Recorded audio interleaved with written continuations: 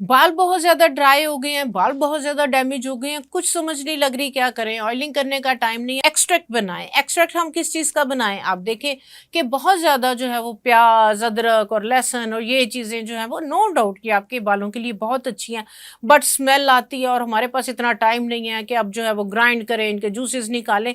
आपने क्या करना है, आपने लेना है 50 एमएल या 100 एमएल आपने ग्लिसरीन, 100 एमएल आपने डिस्टिल्ड वाटर, 1 खाने का चम्मच इसमें आपने रोज़मेरी और 1 खाने का चम्मच आपने जो मेथरे हैं, उनको थोड़ा-सा मोटा-मोटा कूट के 1 खाने का चम्मच इसके अंदर आपने लौंग का पाउडर मोटा-मोटा क्रश करके और 1 खाने का चम्मच प्याज़ के बीज, ये आपको आराम से पंसारी की दुकान से मिल जाएँगे।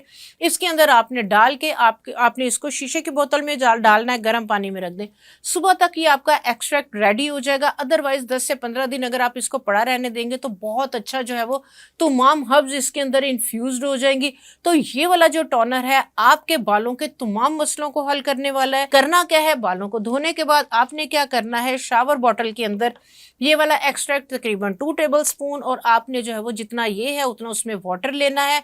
बालों को धोने के बाद आपने ये वाला जो वाटर है अपनी रूट्स लेंथ एंड पे स्प्रे कर ले, ड्राई हो जाए, फिर स्प्रे कर ले, ड्राई हो जाए।